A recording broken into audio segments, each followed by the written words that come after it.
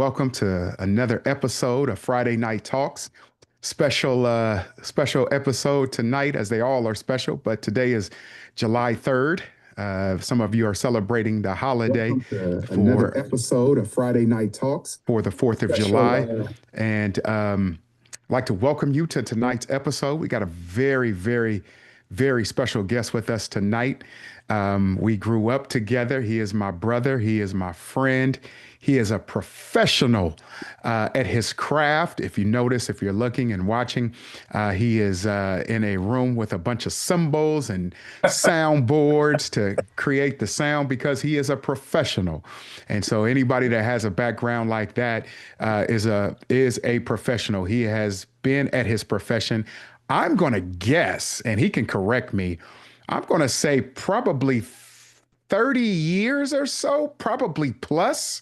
So, nah, longer than that. So See? this picture up above here Uh-huh. is at St. Luke, and I had to be about like 4 years old there, you know.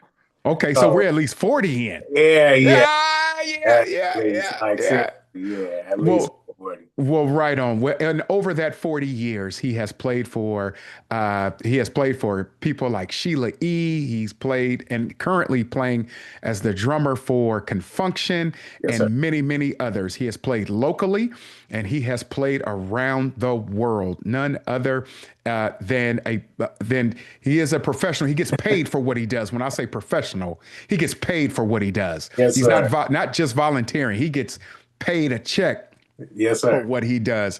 And not only is he a professional drummer, but he's also a professional teacher too at the Guitar Center, if I believe, in Emeryville, California. None other than my friend and my brother Aaron Green. And he's also God's drummer, most importantly. Yes, most importantly. Welcome, bro. Welcome. Thank you for having me, man. Man, thank you for taking the time out on this holiday weekend, July 3rd, man, to be with us. I'm going to have to fire my secretary who is responsible for making our flyers. And I'm going to have to fire him. Yeah, he's going to be fired and replaced. I was looking. I know. And that's my secretary. That's my secretary's fault. No, so, it's all good, man, and so I had some technical difficulties. So please forgive me, but I will definitely make sure I post it so people can go back and watch. And also on with us, who may pop in, is also my co-host, Pastor Dwayne Fisher of the Galilee Missionary Baptist Church, San Francisco, California, for the last 25 years. He is on with us as well. And so we'd like to welcome my brother. Let's just start off 4th of July. Man, give me a most memorable 4th of July moment. Most memorable 4th of July moment. I remember gigging. I remember gigging, but if we're going back even further back, I remember popping fireworks in front of my cousin Tony's house when they lived in Oakland. This was back when she was a teenager. And I had to use the bathroom bad. I had to pee real bad, right? So everybody outside popping firecrackers. It's dark outside, dark. And I ended up peeing on myself, man. I had to be like 8, 7, something like that. And it was dark.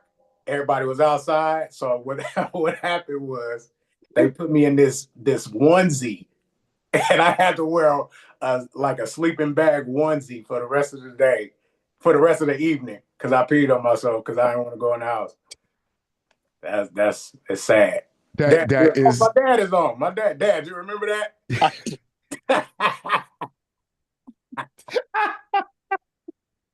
Well, man, I hope you didn't get a spanking for that. You probably didn't on the 4th of July. I don't even remember if I got a whooping or not, bro. But I remember that like it was yesterday.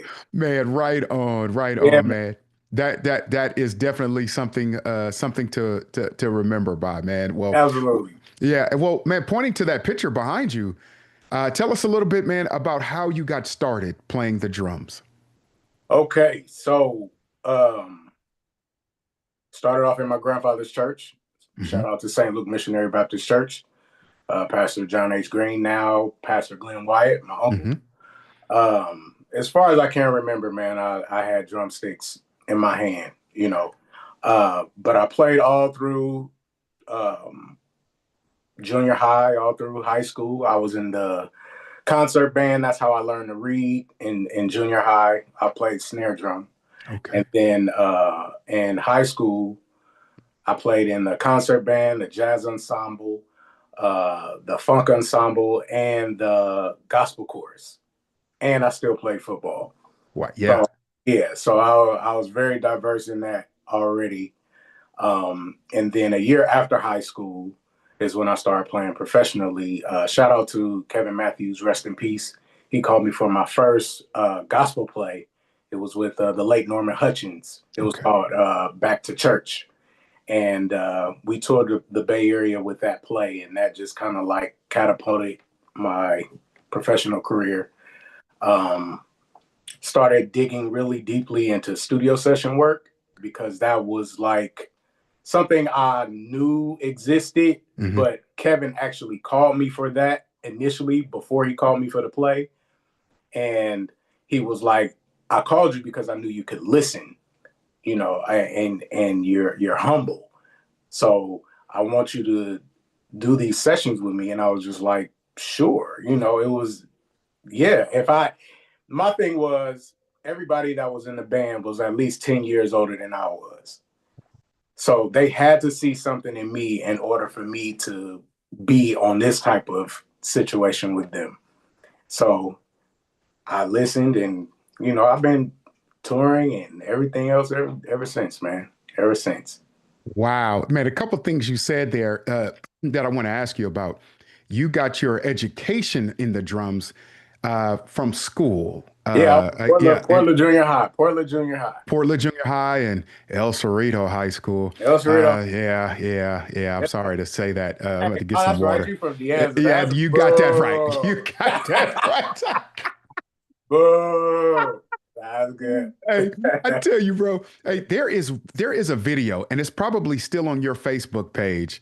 That I'm not gonna lie. I think you went back to El Cerrito for maybe I don't know if it was like a career day, but you guys were outside, and man, you were getting down on the drums, and I remember that, and I'm like, man, I don't know how many times I've watched that. It was funky, it was groovy. Thank you, brother. And man, I encourage those want to check it out, man. Check it out. I don't know, it's probably in your archives back on your Facebook page, man. But at school.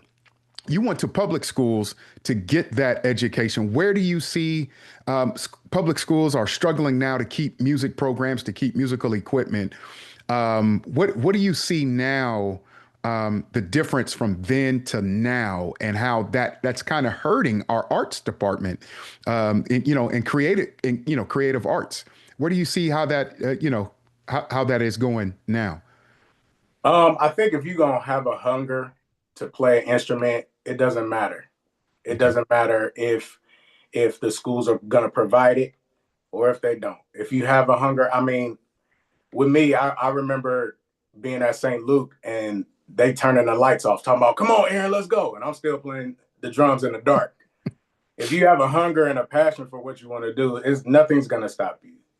Nothing's going to stop you. And with today's technology and everything, YouTube, is at your fingertips, Google. If you have a desire to learn, it's there for you. Yeah. And you also said something that Norman Hutchins said about you, that you know how to listen. You play one of the loudest instruments in the band, and yet having to listen. Yeah. How does a drummer, how does anyone interested in music have to use their ears? Well, your ears are the only thing you can't shut off. You could put your hands in your pocket, you could close your eyes, you could even hold your breath, but your ears you can't shut off. Even as I'm talking to you, I'm hearing the wind blowing outside my house, trees whistling and stuff like that. So ears are very important. They're very important. And when people come to me asking about wanting to teach, I'm like, well, I mean, excuse me, not wanting to teach, but read music, read music. I'm like, yeah, I could read music, but do you think Stevie Wonder and Ray Charles can read music? Mm. They use their ears. They use their ears. I mean, it's not like you get in the car, turn on your radio, and look at the radio. You use your ears. You use your ears. Right. You know, I, Yeah. I tell fresh, brand new students that come into Guitar Center, you know, if you can count to four, your limbs are working, and you can hear, you can play the drums. Mm. You Man, get, that's a little easier said than done. I mean, you can play the drums, Chris. I know you can count to four. Know your limbs work. I might have to take my socks and shoes off to get to four, but I surely could give it a shot. It's easier than you think. Okay. I have it'll be 15 years that I've been teaching Hmm. professionally at Guitar Center, Yeah. and I have crafted a level of simplicity to teach anyone. I've taught people with cerebral palsy Mm. that have come to Guitar Center. I've taught professional athletes. I've taught youth pastors. I taught Sinbad, you know, Yes. and so it's just like I can teach anyone Okay. as long as they're willing to listen. As long Yeah. as they're willing to listen. Wow. That's powerful, man, to be able to have that passion, to have that gift that God has given you, and to not only have it poured into you, but also poured into others. Where do you come from a musical family? Yes, my father, he played bass. My mother sang. Um, my let's see, I had aunts that played piano. Hmm. I think Auntie Tracy played piano. Okay. But yeah, I come from a musical family. Everybody can sing. Yeah, Where, definitely. where, where did you find your greatest supporters? Were your parents? Yeah, before they got a divorce, absolutely, Okay. absolutely, Okay. absolutely. I mean, and even still now, they do support me. But I'm just Hmm. saying, when we were all together, Hmm. uh, definitely, Okay. absolutely. And that did that play a major role in your growth and your development? Like you said, regardless, if they hadn't supported you, you'd have still found some kind of way to beat on the desk at school or something like that. Yeah, but I think I still had the village of people like my godparents, the Barnetts, Hmm. my grandmother, Dorothy Washington, God rest her soul. She used to tell me I used to beat up all her leaves on her plants when I was a kid, you know, pulling out pots and pans. So I had a village of supporting people that saw the gift in me that nurtured it, you know, and I didn't know this was going to be in the cards, but God knew. You Yeah. know, Yeah. I all you know, He knew the whole time. The whole, Yeah. Were you around St. Luke at the time when they didn't have drums? And do you no, remember when um, did the and I'll say African American church, did it always have, but were drums always a part of the worship service? well, as as far as I can remember, and I Hmm. was born in the '80s, Hmm. so it was just like there was only a couple of churches that we visited when we went to St. Luke that didn't have drums, and I was disappointed every time. Disappointed every time, Oh man. every single time, every single time. Ain't got no drums here. Can we go, mom, dad? Can we leave? Yeah, Okay. but I feel like drums are definitely a part of the culture of music. It's a you know it's an entity Hmm. that is needed in music. It's Yeah. rhythm. It's rhythm. Without rhythm, you have nothing. Yeah. You know? But gospel music is the most eclectic genre because you could play anything, Hmm. any genre of music, and put God on top of it, and it's gospel. You Yeah. know, it could be blues, it could be Latin, it could be jazz, it could be funk, it could be whatever. But gospel music is the only genre that will allow that, and you just put the lyrics of the Lord in it, and it becomes gospel. So it's definitely needed. The drums are definitely needed. Absolutely. Gotcha. Man, when did you feel like you were a professional? When did have you felt like you arrived? That's funny. I was just thinking about that this week. There is a picture in my phone Hmm. I was working part-time at Don's Tire Service as a mechanic, but there was a fellowship of all the musicians in the Bay Area that were kind of like somebody, you know what I mean? But I mean, there were, to me, okay, so I'll back up. Every city has music generals, right? When I say generals, they're like music industry important people that help the culture of music evolve. Kind of like the Tonys. Like anybody in China can sing Anniversary because they know it, right? I'm almost 1,000% sure somebody in China know Anniversary. Yeah. But they were from Oakland. You know what I mean? The Hawkins from Oakland.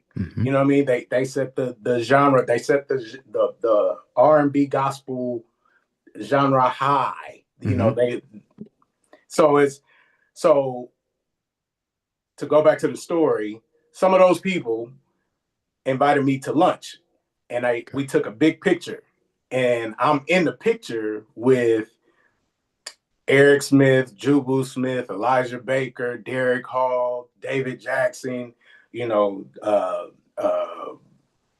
James Bleer Richard. I mean, all of these guys are phenomenal, you know, musicians. And here I am on the side, and I'm just like, you know, I never got into this business to be famous. Let me just say that.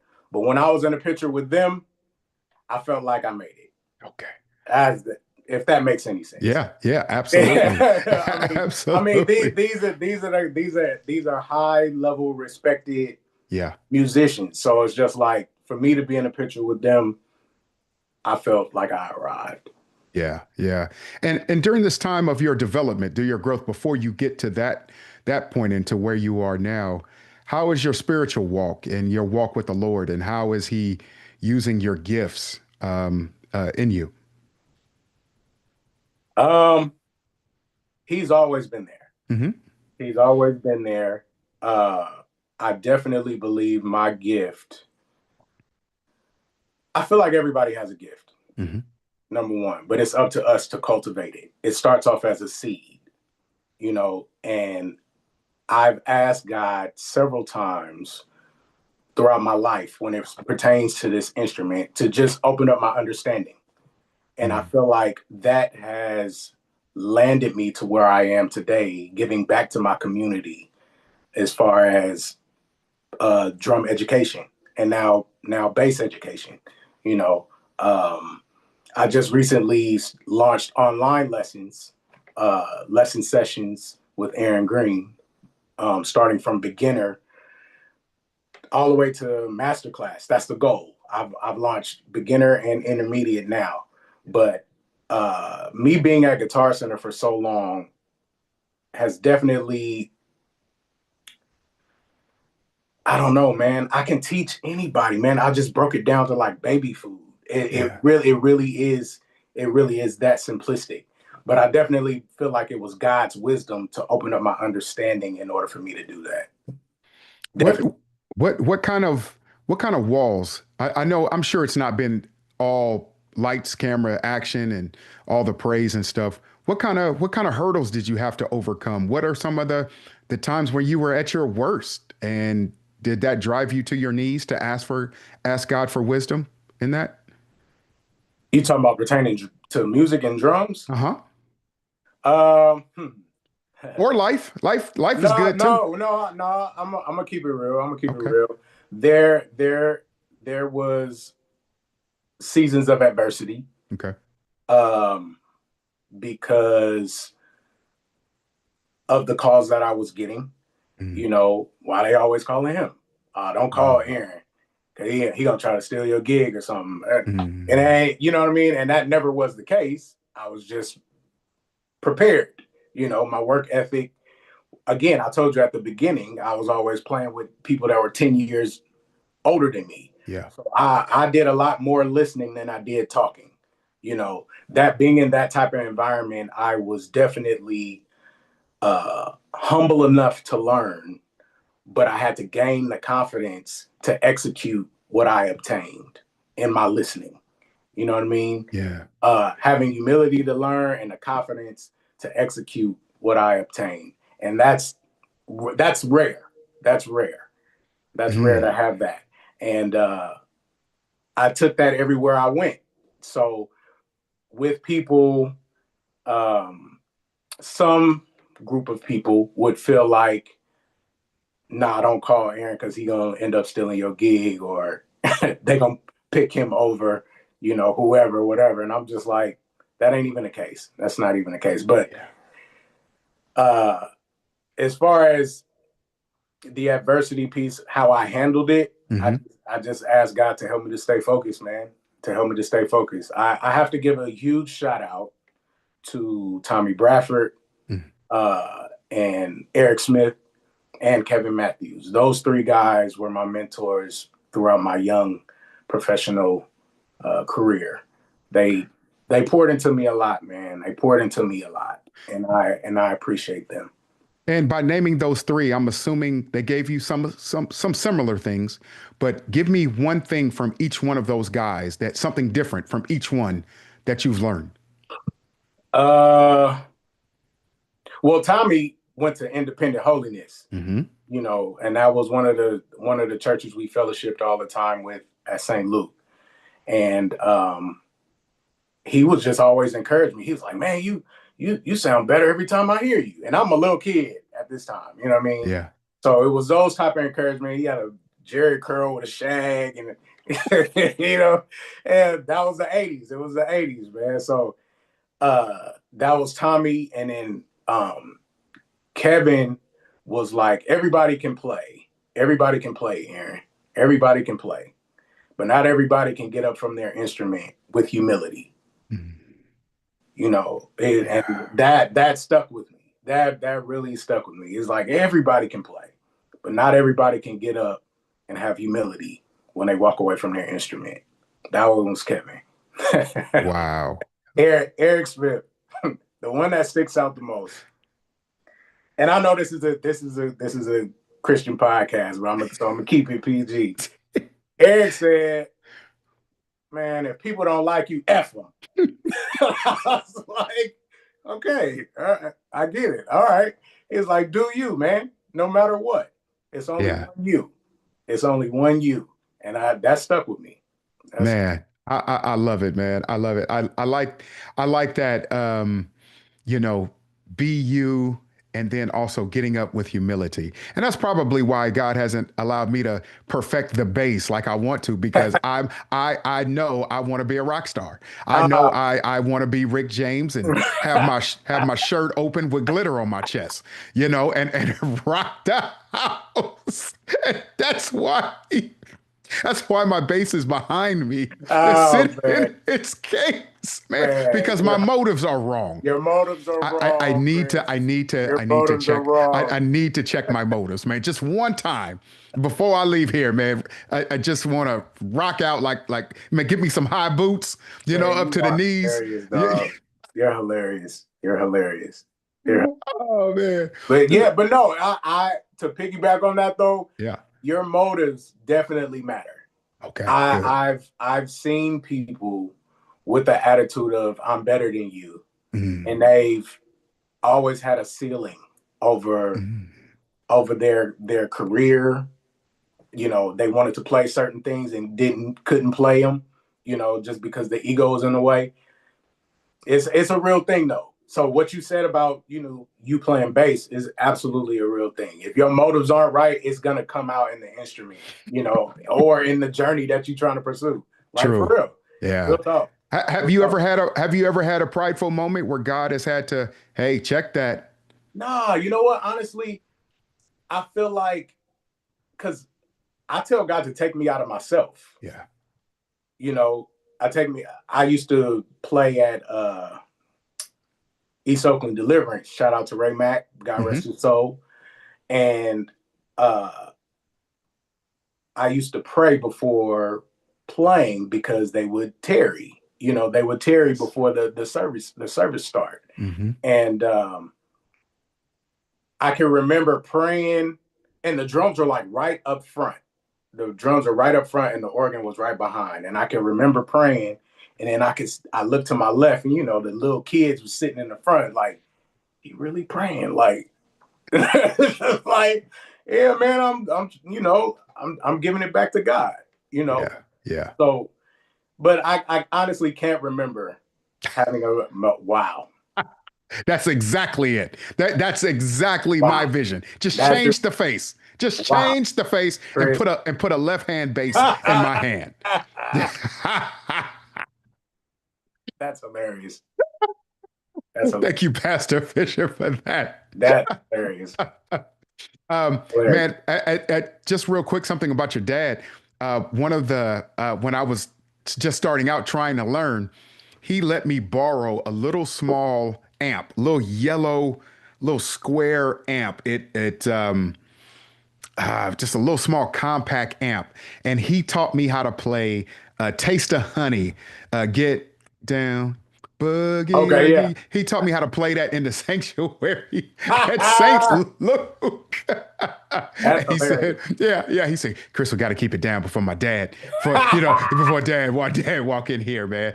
And he let me. He said this was the amp that he took with him, when he traveled for work. And so he Okay. could get some practice. And it was a little small, little square amp, man. But I learned how to play Taste of Honey inside St. Luke Baptist Wow. Church Sanctuary, Wow. man. That is that's true. And you mentioned something, man. You mentioned a word called preparation. Mm-hmm.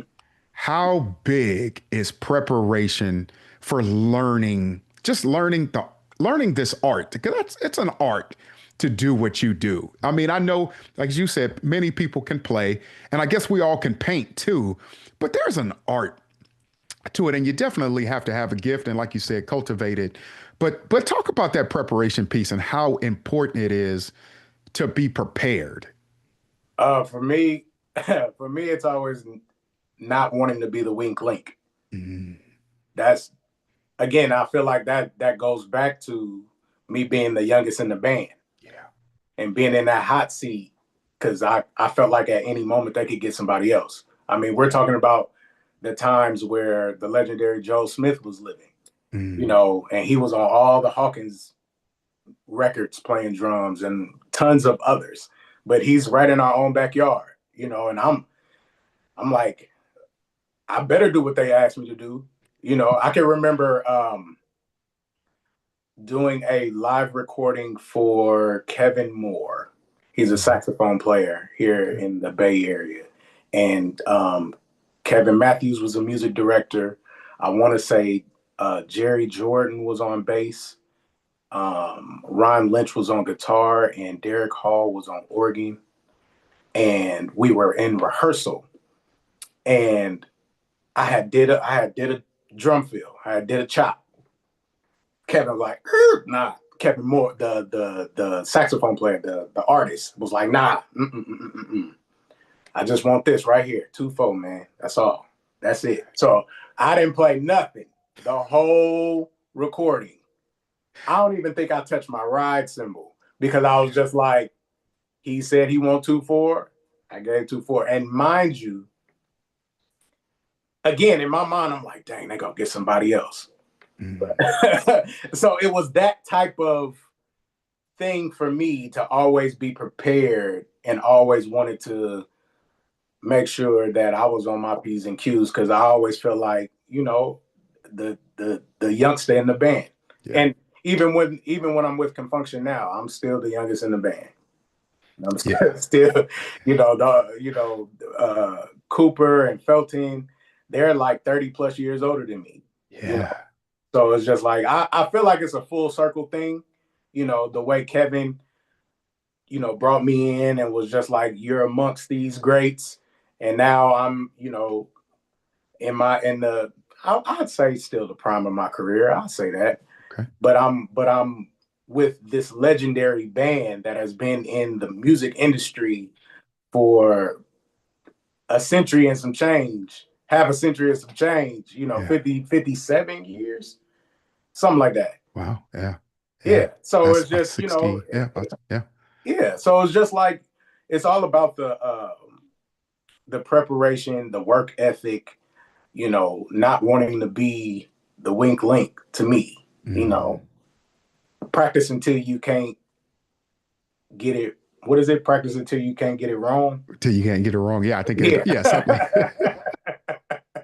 Yeah. What is that like? So for some students, you know, you may recommend that your students go back and watch this and get educated, or there's a kid out there that is wants to do what you do, get to where you are, or and maybe beyond. What does a week of practice? What does practice look like for Aaron Green? Man, well, currently I'm playing at a church called New Destiny. Shout out to Tim and Daisha Moore, Hmm. Bishop Smith. Um, they give me about 5 to 6 songs a week to learn, and they're mainly like 6 to 8 minutes long a piece. And we're actually using a software. We're playing into a computer, so it's already like structured and formatted. So I have to really learn the music. So sometimes I write notes, and make sure that I'm on top of it. But yeah, I normally that's church. And then if I have gigs, I just try to make sure that well, I'll take that back. So with the gigs that are top 40 gigs, over the years, I've accumulated a library, a library worth of music that I know. So 9 times out of 10, if people throw me a set list, then I'll know the music, you know. Okay. But Yeah. that's really what it's about for me. Just making sure that the church music is good and making sure that whatever music I got to learn for that week, I compartmentalize that. Gotcha. Now, I've talked to Euless about this, um, because your profession, because of what you do, affects where you worship. I said, man, you're the only one in the church that your job affects where you worship. I work for the Golden Gate Bridge, but Golden Gate Bridge doesn't tell me where I can go to church, because you have to make a living and you do that through playing on Sundays, that may dictate to where you worship. How has being a professional drummer affected that for you? You play at New Destiny. It's your job. You go there, but it may not be where you choose your heart is to worship. How do you balance the two? Well, I'm not going to name names, but I was in Hmm. a church for over 10 years Hmm. uh, that showed me that I needed to study to show myself approved unto God. It wasn't about the environment. It wasn't about the pastor. It wasn't about the fellowship. It was about my relationship with God. Yeah. And there were things that had happened that caused me to hone in on my own personal relationship with Hmm. God.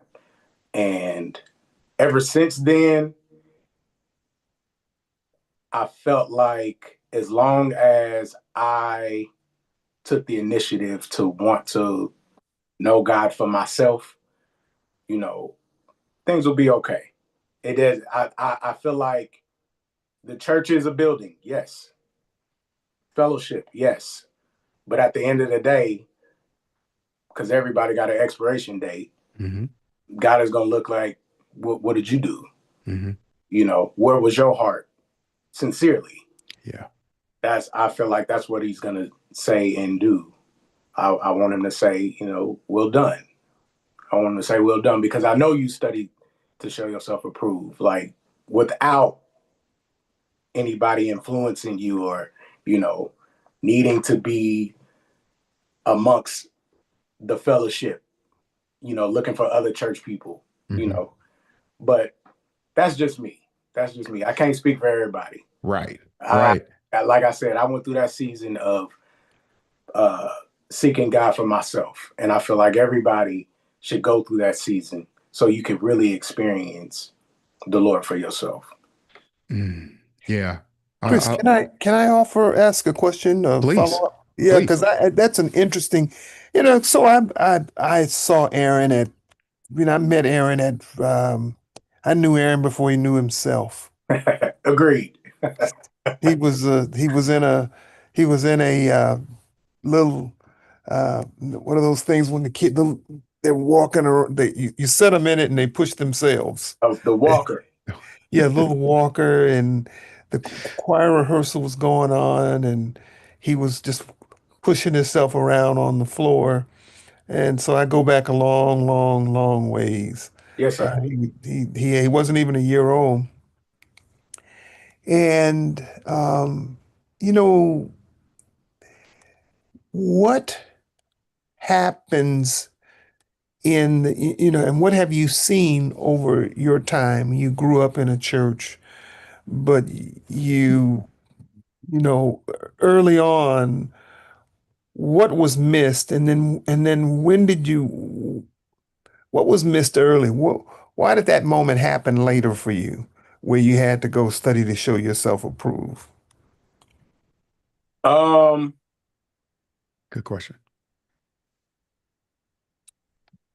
because I felt like I was in an environment where my character was turned inside out, and uh, I sought God for it, and He told me not to leave. He told me not to leave, and since I did not leave, I needed to seek Him for wisdom and strength and resilience to last in that environment. And I felt like I was old enough, I was mature enough. I felt like looking back, rear view now, I feel like God was like, you're old enough and mature enough to seek me for yourself. I mean, because when we're young and going to Sunday school, our parents is like, come on, let's go to Sunday school. Come on, let's go to vacation Bible school. Come on, let's go to 3 o'clock service. You know what I mean? But when you're an adult, that's when the free will comes in.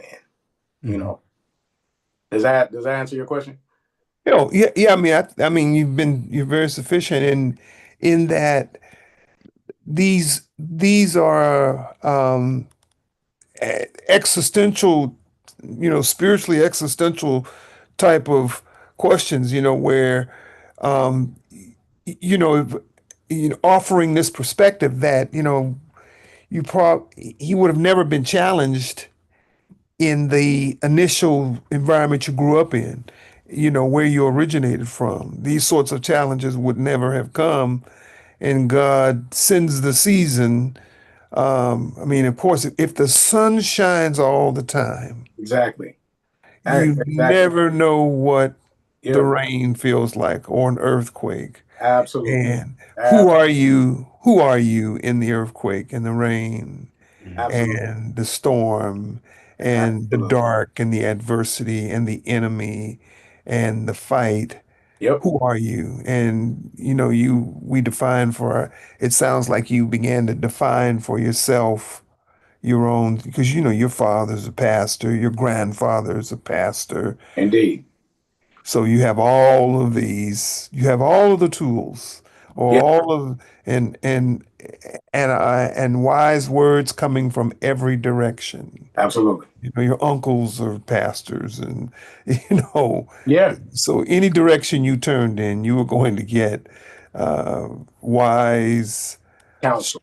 counsel. Mm-hmm. But God found a way to isolate you. Mm-hmm. Yeah. Mm-hmm. Mm-hmm. Yeah. Agreed. Agreed. Agreed. Yeah, And I feel like when when God gives us free will like that and we choose Him, He opens up our understanding of why we get put in those type of environments in the first place. You know, I don't judge. I don't judge, but I definitely felt like that season in my life was a wheat and tear moment, a wheat and tear season, because I knew that my character was being turned inside out for a Mm-hmm. fact. But um, I also knew that God knew the truth. So with that, um, I just sought after Him. I sought yeah. after You Him. get to see, you've gotten to see both the visible and the invisible church, Mm, from where you sit, where and you've been an observer, you Mm-hmm. know, you get to be an observer.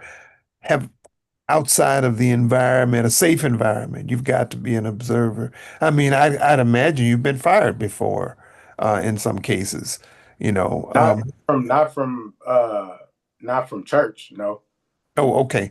Um, Not from church. no, you never been fired, huh? Never been fired from church. Oh, No. I've been fired before. It happens, bro. No, I believe it. I mean, I believe it. I believe it.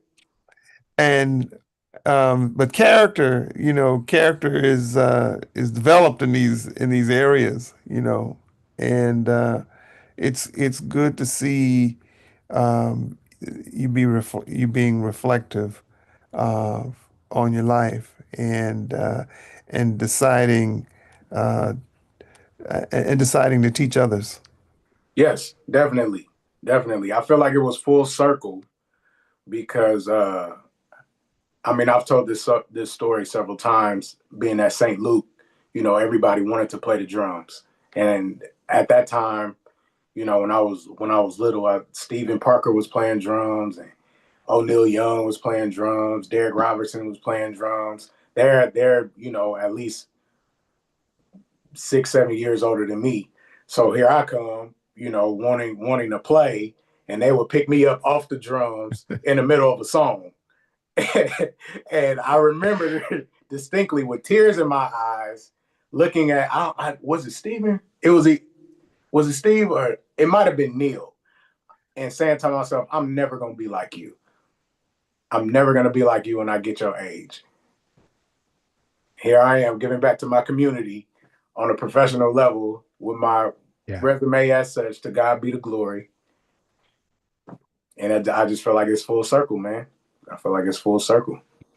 That's awesome, man. What I like about what you said, and Pastor Fisher asked some great questions there. You talked about finding, for yourself, finding God for yourself.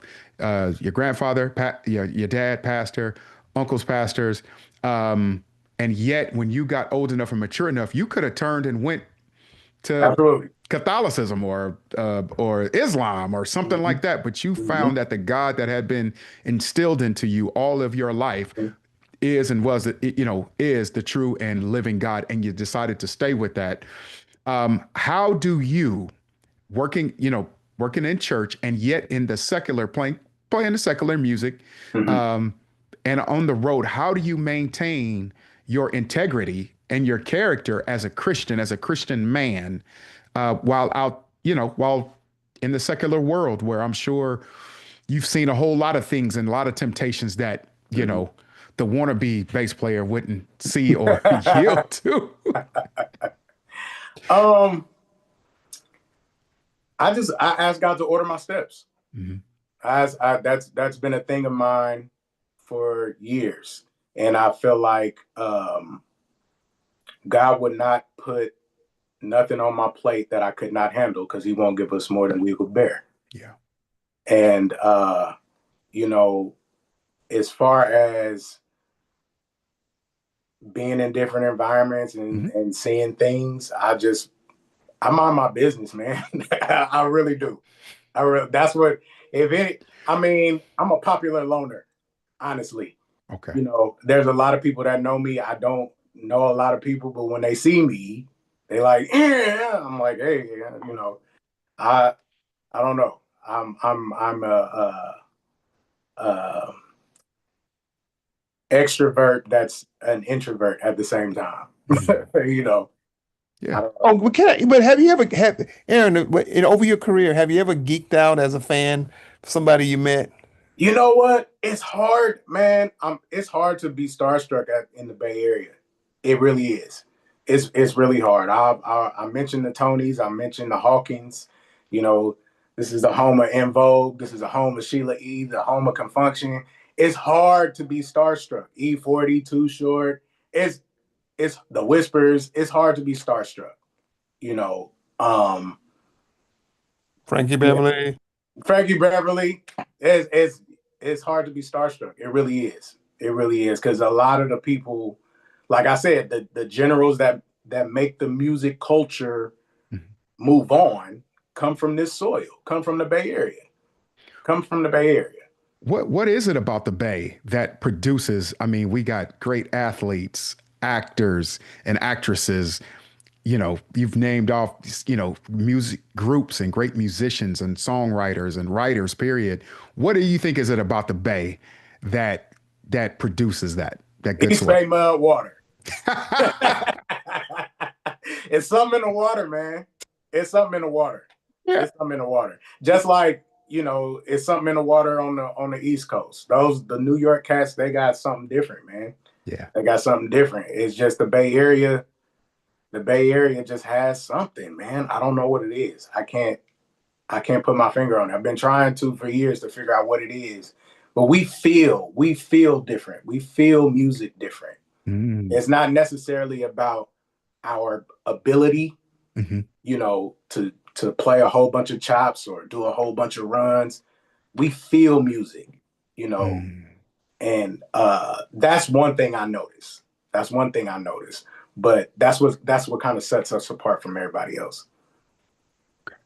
Man, love it. What do you think what mistakes do you see young musicians making from where you sit? Talked about being a loner. I mean, if you think about it, the drums are usually in the back, where nobody can, people can see, but, the drummer is usually in the back, with the glass in front of them. But without the drums, the band doesn't go.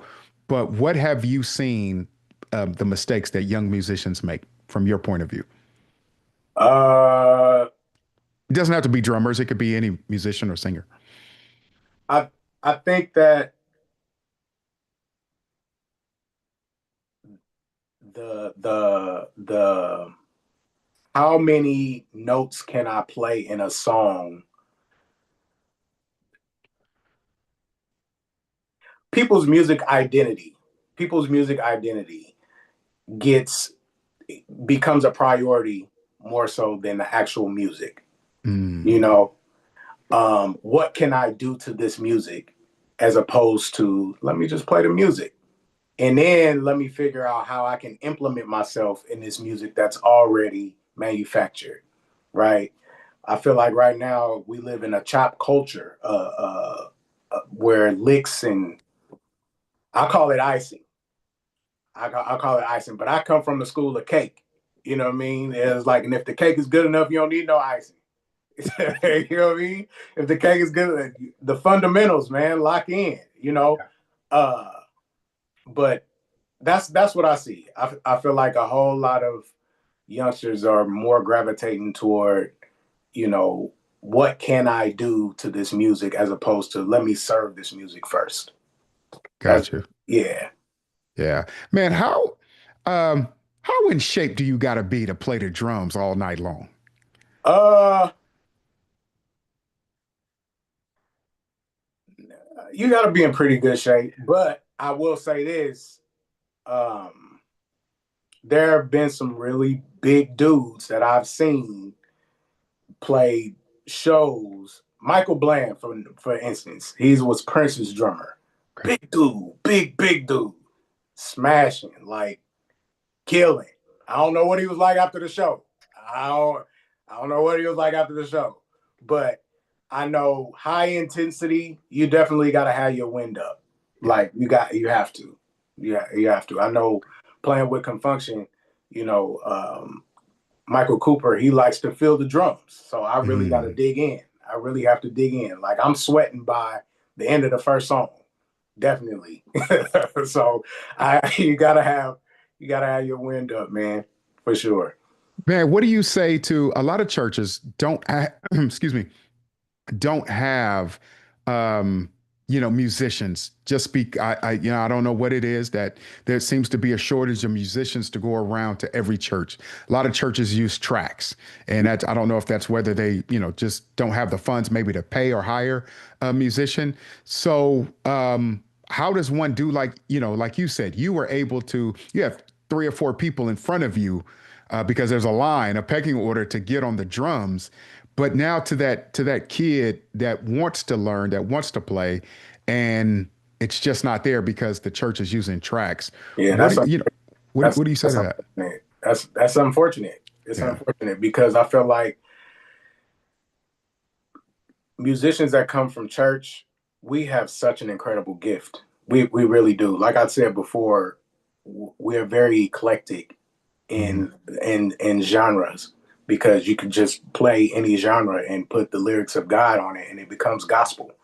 Um, and I feel like with the music not being live and just put on a computer and play to tracks, it's stifling a lot of our young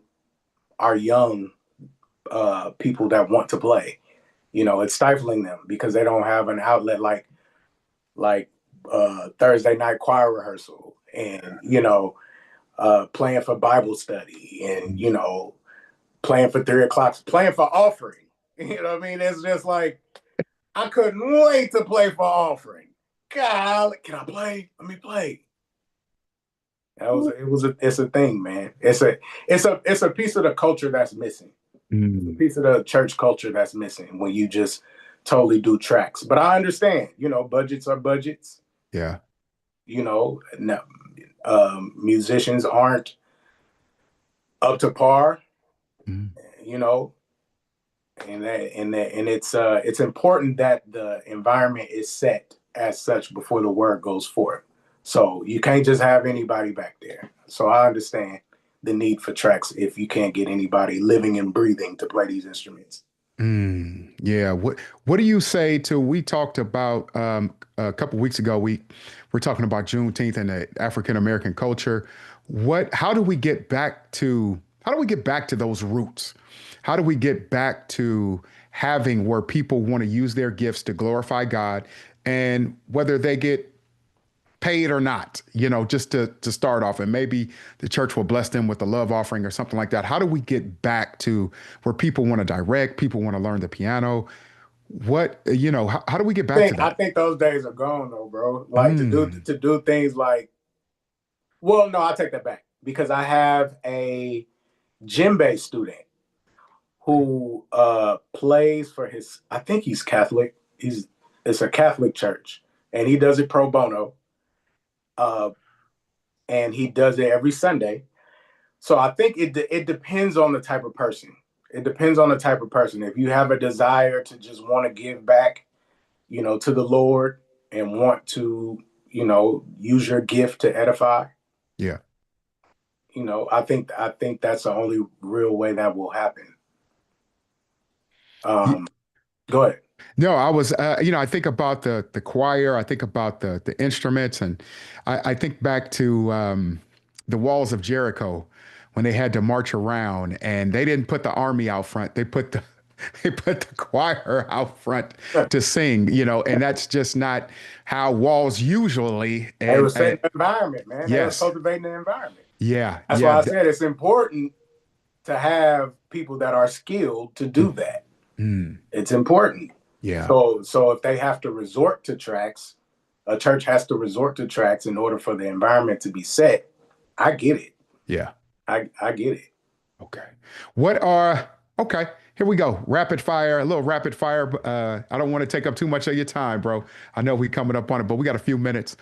Um, give me, give me 5 songs that if you had to choose that you could do your absolute best on playing. What are the 5 songs? And it can be church, it can be secular. What 5 songs are you picking that that's the only 5 songs you could play the rest of your days? What Oh, five the rest songs of are my you picking? day. Oh, Yeah, yeah. boy, that ain't fair, man. That ain't fair. Give me your Because top 5, man. because I play multiple genres, right? Okay. So yeah, that's kind of hard. Okay. Give I me one really from each genre. each genre. Okay. The first song in the gospel genre is Praise Him in Advance by Marvin Sapp. Okay. Uh, if I were to say jazz, it would be Herbie Hancock, Tell Me a Bedtime Story. Okay. Um, let's see here. Latin, the first song that came to mind was Girl from Ipanema, because that's a samba. Okay. That's a samba. Reggae would be One Love. Uh, let's see, blues. First thing that came to mind was the thrill. The thrill is gone. I was listening to that today, actually. I love that. Yeah, yeah, yeah. I think that's five. I think that's five. Okay, right on. Now that One Love, that's not Houdini One Love. Nah, bro. Bob Marley. I'm sorry. My mind went straight to Houdini when you said One Love. You crazy, bro. Okay. You crazy. Hey man, so teaching. Getting back to this pouring in before we get ready to let you go. What are to some parents out there that want to put their kids in and that may be listening that say, hey, I want to put my kid and my grandkid in. What do you recommend to them, getting them prepared to come to you? What would you say to parents? How can we help as parents cultivate our children and encourage them in these arts, whether it's drums or any other instrument? Just make it available to them. Make it available to them. If they want to go get a pair of drumsticks, let them get a pair of drumsticks. If they want to get a practice pad, let them buy a practice pad. Cultivate the gift. Okay. Because ultimately you don't know who you're cultivating. Mm-hmm. Like my parents poured into me. They were encouraging me. My godparents, my grandfather, they were encouraging me to play. And now here I am. You know, it's stuck with me. I can all these years I felt like I can do this. I can do, yeah, that's Sinbad. You know? So it's like just continue to nurture the gift. Just continue to nurture the gift. You know, I recommend that if you're gonna give lessons that they have to be at least like 5, 6, because the retention is there. Mm-hmm. The retention is there, you know, and they'll remember what I teach them at that age. Anything under that, they what this do? What this do? What that, you know, they at that they at that age, you know. So but yeah, about 5, 6, and continue to cultivate. Yeah. Continue to nurture. Yeah. Yeah, that's Jamie Hawkins. Yeah, look at that. Yeah. Yeah. Yeah. I was in a studio session with Jamie Hawkins. That was what, 2 years ago? Yeah. Man, do you prefer studio sessions over I do, over man. I mean, I love it all, but I feel like okay, shows end. Mhm. Tours come to an end, but records last forever. Mm, So it's just like, wow. you know what I mean? Records Yeah. last forever. I was listening to something that I did like maybe 15 years ago, and it brought back up the nostalgia. I remember my first live recording with for Karen Wynn Mm, um, out of Sacramento. It was Kevin Matthews was a music director. Kevin Stansel was on bass. David Blakely was on organ, and Tim Stewart was on guitar. And I heard as soon as I heard the music, it took me back to the whole week we were rehearsing there in Sacramento. Me still having that butterfly feeling in my stomach because I was the youngest in the band. You know, Kevin encouraging me, man, you got this, just lock in, just lock in. You know what I mean? It was like those moments would come back to me that I could actually share with my students today who, you know, are pursuing the same things that I'm pursuing. So to God be the glory, man. yeah, man. To God be the glory, bro. I want to say thank you, man, so much for joining us tonight. And thank you for saying yes out of your busy schedule. I know you are a new husband. Yes, sir. Man, congratulations on the wedding. Your Thank wife is actually an artist also. Yes. Yeah, It- she's it- a it- she's a singer and an educator, a voice coach. okay, right on, man. So I'm assuming that you were playing the drums and her backside, and you say, man, I'm not letting her get out of here. without getting her phone Hey, number out of here. Out of here, man. Man, absolutely, bro. Man, congratulations to you, man. And man, we love you. Thank you for the work that you're doing and for thank you, brother. pouring in. And thank you for staying in the Bay Area. Yeah, Thank, absolutely. I thank ain't you going nowhere. for staying here, man, and doing this. Pastor Fisher, you have anything, any last thoughts? I'll give you the floor. I And just want to just thank you, both of you, for making this a joyous interview and so much insight into, um, we're not just talking about music, but we're talking about life, yeah, uh, abundant life, that spiritual abundance, and I was thinking about, you know, the MC Hammers of the world and the Carlos Santana. We couldn't name all of them in the Bay Area. Yeah. And then I started thinking about the people who didn't make it, Chris, like the ones that didn't make it, didn't get to put the boots on, you know. And but really, Aaron knows the people who have to kind of just gig, and for whatever reason they don't, you wouldn't recognize their name, um, but they're out there as musicians, nameless faces, uh, passionate about their craft and going forward in that. And I think I might have had a very similar journey like yours, Chris, when I was a young person, 18. I was in a band and we were not good. We just weren't good. And and I don't have any problems that we were writing our own music and that music wasn't good. These were not good songs, you know. I didn't And know you played an instrument. You played an instrument? I tried to, we were trying to play the piano and all that stuff. So we Ah, I do trying remember to. that. I do remember that. I do remember that. Yeah, don't remember too much of it. You can just go ahead and let that one go. Got you. Got you. But back there, we was trying to sing "Fight the Power" Mm. and and uh, September and Reasons and all that old stuff. Mhm. And Chris, I've come full circle too. I'm really glad I never was great as a musician or anything like that, because I would have got sucked up in it, and I'd have been one of the I'd have been one of the lackeys. I didn't have the character for it. You know Yeah. what I'm saying? Yeah. No, I I would have made totally all the understand. mistakes.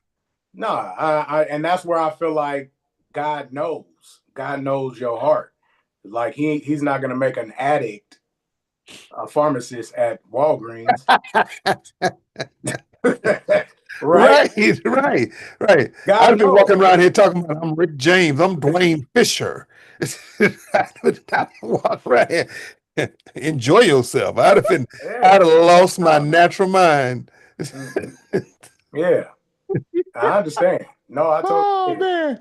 I totally Yes. get it. Oh man. Yes, indeed, man. God knows who to pick, man. And we're blessed, man, to have you in our life, man, and not Yeah, just on this podcast, man. We're blessed, man. I'm blessed that you're my brother. I'm Yes, sir. blessed that that God put us together. We grew up, all of us, in the St. Luke Church, St. Luke Missionary Baptist Church, Yes, sir. and I just thank God for what He's doing in all of our lives. Now we're going to have you back so we could do the bass next time. And I promise, man, I'm gonna pull mine out, man. We gonna have a. All right. If I don't play nothing but if I don't hit nothing but the E string. Okay, If so I check it out. So check it out, Chris. I know your son. It was your son, right? yeah. Yeah, Gabe came to drum lessons. Yes, he did. Yeah. You can learn how to play bass in 5 steps. 5. Okay. I can teach you how to play bass in 5 steps. Okay. I promise you. All right, I'll bro. take you up on that. Yeah, yes, sir, man, for real, man. And you know what? I'm gonna work on getting my mind and my heart right. Well, yeah, you So, got so, and hey, and if all I do for the rest of my life is play an offering song, man, it's gonna be the funkiest offering song. And it's got to be funky, man. Yeah, Classical, no, man. It's got to be the funk, man. It's got to be the funk. Yeah, man. Oh man. hey, you see, that's why we can't get nowhere, because we're trying to bring funk to the church. See, that's why we can't get nowhere. There is right there. That's the pinpoint right there. Because we want to bring the funk to the church. Oh, And, man. and that's why the Lord have you preaching and have me preaching. And guess what? I think we're doing pretty good at the preaching part. Yes, sir. Yes, Yes, sir. yes. Oh man. Yes, Hey, remember that the beginning of The Simpsons when I think it's Maggie that gets kicked out of band class because she's playing the saxophone and yes. she walks out of man, that'd be me, man. That'd be That'd me be and you. Fisher. That'd be me and Fisher getting kicked out the front doors of the church, Hey, man. man, Just Lucifer got kicked out of heaven because the doors of the church is open. Yes, sir, bro. Hey, man, I love you, man. And if there's anything we can do, let us know. And man, so where can people find you? Where, if some parent, grandparent wants to look you up, and where can they find you and find those online lessons? Tell us again. My website is www.aarongreendrumming.com. It'll navigate you all through that. Aaron Green on Facebook and on Instagram and TikTok. I recently got on TikTok. All these years I ain't been on TikTok till recently. Whatever. My wife be on me about it too. But whatever. Yeah, man. Aaron Green. Just look up Aaron Green. I'm up there. Okay, right on, bro. And last and final question. Man, what are you having tomorrow for food? 4th of July food. What's your favorite? What would you like to have on your plate? Some ribs, baked beans, and macaroni and cheese. Yes, sir. Yes, Well, sir. and probably some cabbage. That would be the vegetable. Okay. Okay. If I, in a perfect world, Yeah. What you washing it down with? A root beer. Okay. A root beer. Yeah. A&W. Root beers. You can get kind of fancy with a root beer. It don't matter. Okay, it could be the liquor store root beer. It could be a mug. It could be a mug. Yeah. It could be a mug. Well, right on, bro. Hey, love you, man. Take care, bro. man. Give my sister a hug for me. Absolutely. And man, congratulations on all this success, man. We're praying for you. Keep us in prayer too, bro. And love you. Thank you again. Love you too, man. All right, Pastor Fisher, God bless you, man. Safe travels back home whenever you're coming back. Looking forward to seeing you when you make it back. Love you up. All right, bro. Thank you. All right. We'll see you guys. Right, I see my dad. I saw my cousin, Deja. Yeah. And Miss Deborah. How y'all doing? All right. All right. If any of you want to say something, you may unmute yourself and you can say whatever you want to say before we sign off. Dad, you sleep? No, I'm playing. Hi, Aaron. Hey, Miss Deb, how are you? Good to see you, and congratulations. Good to see you too. Thank you. I didn't know you were married, so congrats. Thank you. Yeah. We're coming up on 3 months. We've been together for 4.5 years, but we just got married in April. Oh, happiness. Yes, indeed. Yes. Yeah. I'd love to know where you're playing locally so we could come see you. Okay. Yeah. I was actually in Mountain View yesterday. Oh, wow. I don't know. I don't have my calendar just yet. Let's see. Locally, nah. We start a whole bunch of confunction shows countrywide starting next week. What about at Yoshi's? Because Yoshi's okay. So Yoshi's, we do a Christmas show. Confunction does a Christmas show. I think it's the weekend before Christmas. Okay. So that goes about 3 nights. 3 nights, 2 shows a night. Oh, okay. Maybe I can keep y'all posted on that. Yeah, I can keep y'all posted on that. Well, good. And hey, Chris, good to see you. Hey, Sister Fisher, how you doing? Good. All right. Hi, Andre. Hey, Sister Deb, how are you? Good. Good. Okay, well, blessings to all of you and keep up all the good work. Thank you. Good to hear from you. I know God is smiling. All these different avenues. Definitely. Easy to get to church, Friday night talks. It's a lot of ways, a lot of paths in. So Yes. Absolutely. God is good. God is good. Amen. Yeah. Yeah, I'd just like to jump in there and say, Bud, you did an outstanding job this evening. Thanks, Dad. Appreciate it. Yeah, yeah. Boy, you brought back some memories. Man, for real. Especially those St. Luke memories. Oh my. Yeah, definitely. Yeah. And I remember that amplifier I gave you, Chris. Yeah, yeah. Hey, and I was mad when you asked for it back too, but you did ask for it back, so I did give it back. Crazy. Yeah. Well, Oh man. I have a replacement if you need one. Okay. I do. I have a replacement if you need one, and it's much better. Okay, right on. Let me order my glitter on Amazon, and then as soon as my glitter come in, I'm gonna come right over and pick up that. Chris, Man, y'all killing me. look at you. Like, matter of fact, next time you come through, Yeah. I'll give it to you because I'm not using it. Okay. All right. Right on. Yeah. Right on, Dad. Thank you, Pastor Fisher. Great job, son Chris. You're doing a great job. Aaron, wonderful job. Thanks. I appreciate it. I'll talk with you all later. All right. All right, bro. Love you, man. Love you Thanks too, again, man. bro. Thanks Thanks, again, bro. man. We got to do breakfast, got to do lunch. Let's You make know, something happen. something. Okay, bro, for All sure. right, man. All right, man. Love you. Love you too.